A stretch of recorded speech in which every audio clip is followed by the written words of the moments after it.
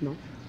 Si je ne me trompe pas, celle-ci, cette zone-là est la zone d'en face sur l'énergie solaire, ne nécessite pas d'animateur permanent, c'est plus un surveillant actif ou une surveillante active qui va s'occuper des deux autres.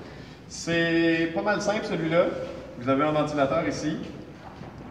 Vous avez quelque chose qui ressemble à un autre ventilateur en face. C'est un moteur de séchoir à cheveux qu'on a utilisé. Ceux qui sont moins familiers avec ça, un moteur électrique, si on lui donne de l'électricité, il va faire du mouvement, mais à l'inverse, si on lui donne du mouvement, il va faire de l'électricité. Ça marche dans les deux sens, un moteur électrique. C'est le principe de la plupart des génératrices, la plupart des éoliennes surtout.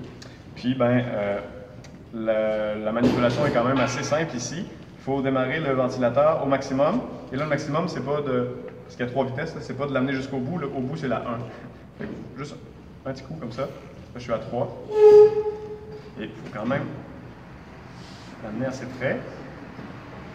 Et à un moment donné, ça se met à tourner. Et on a une petite ampoule qui commence à s'allumer ici.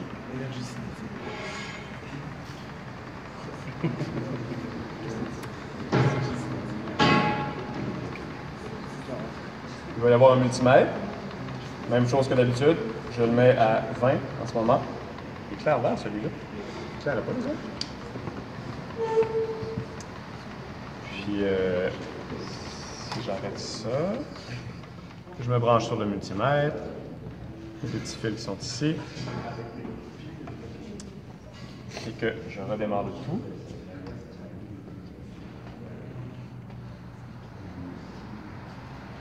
Vous voyez, il faut être quand même très près pour que ça fonctionne un peu. On voit le voltage qui monte ici. 1 volt.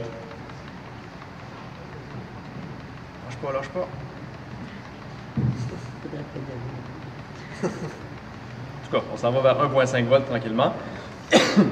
C'est suffisant pour allumer la petite ampoule qui est là. C'est ça.